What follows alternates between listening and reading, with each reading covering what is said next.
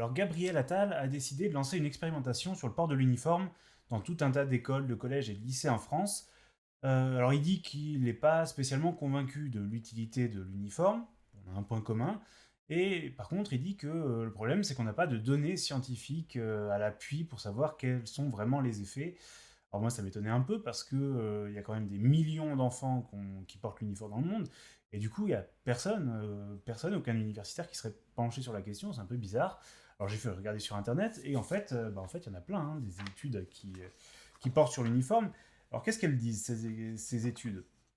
Par exemple, il y en a une de 2022, voilà, c'est récent, qui porte sur 6250 enfants, donc c'est un gros travail, des chercheurs Ansari, Shepard et Gottfried.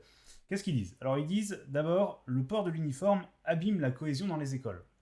Alors, ça c'est effectivement c'est contre-intuitif. En fait, il semblerait que comme on oblige aux enfants de porter quelque chose siglé de l'école, finalement ça provoque un peu un rejet de cet uniforme. Qu'est-ce qu'ils disent d'autre? Alors celle-là, c'est une autre étude de 2003. On dit que les enfants qui portent un uniforme à l'école ont une plus mauvaise estime de soi.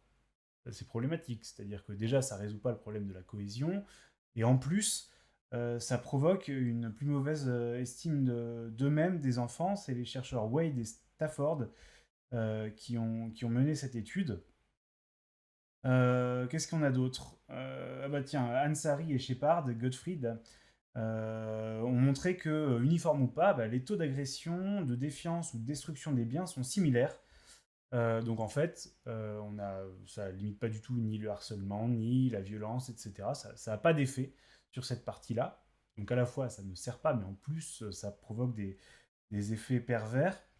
Une étude intéressante qui a été menée en 2021, enfin, c'est plutôt une compilation de plus de 300 articles universitaires par Johanna Reidy, et qui dit que voilà, c'est clair, le port de l'uniforme n'a aucun effet sur les résultats scolaires.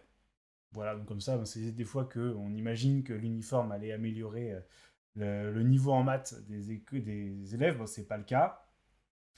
Qu'est-ce qu'elle dit aussi, Johanna Reddy? Elle dit que globalement, ça a des effets pervers, notamment auprès des filles, des minorités et des plus pauvres. Voilà, c'est toujours les mêmes qui prennent, de toute façon. Donc, en gros, c'est les enfants qu'on cherche à protéger qui souffrent le plus du passage à l'uniforme, et notamment parce que le passage à l'uniforme, il est conçu souvent uniquement pour les garçons, donc quand les filles grandissent, évidemment, physiologiquement, c'est pas forcément très adapté. Elle dit aussi que le choix des écoles, c'est en lui-même, le choix des écoles pour imposer les uniformes est discriminant. Nous en France, ça tombe mal parce que, en plus, pour l'expérimentation, on va prendre que certaines écoles. Donc, si je prends l'exemple de ma ville, à Puteaux, où ça va être le cas, hein, ça va être imposé, on a 4 écoles qui sont concernées, dont 3 qui sont au milieu de logements sociaux. C'est-à-dire que, qu'en fait, quand on verra passer des enfants avec l'uniforme, le petit polo, le petit pantalon qui va bien, on saura que c'est des enfants qui étudient dans des écoles au milieu des logements sociaux. Donc bonjour, la discrimination et les inégalités. En Angleterre, voilà, ça c'est un résultat de 2018. En Angleterre, il s'avère que l'uniforme lui-même devient une source de harcèlement, et qu'il y a 35%, ça fait plus d'une sur trois, 35% des jeunes anglaises qui ont été harcelées lorsqu'elles portaient leur uniforme. C'est cette espèce de fantasme un peu salace. Et une sur 8 avait 12 ans la première fois. Donc ça, si c'est pas une bonne raison de ne pas prendre l'uniforme, je sais pas ce qui en est une. Après, bon, ce qui est intéressant, c'est aussi, et là je cite un historien de l'éducation français, pour le coup, Claude Lelièvre, qui rappelle que contrairement aux idées reçues, les élèves n'ont jamais porté l'uniforme en France. Il y a eu des blouses, mais qui étaient plus ou moins disparates dans les écoles, et c'était principalement pour éviter que les vêtements soient tachés par l'encre, qui à l'époque était très salissante. Il y en a certaines et certains qui s'en souviennent peut-être. Voilà, est-ce qu'il y avait autre chose d'intéressant? Oui, Michel Tandelier, qui est enseignant-chercheur en sciences de l'éducation, et qui indiquait donc cette année que de toute façon, pour lutter contre le harcèlement et les discriminations, l'uniforme ne servait à rien puisque malheureusement, le harcèlement passe par le chemin qui est possible, c'est-à-dire que quand c'est pas le polo et le pantalon, ça va être les chaussures, ça va être le cartable, les fournitures, etc. Donc en 2 minutes, je le cite, les élèves de toute façon savent de quel milieu vient l'enfant qu'ils ont face d'eux.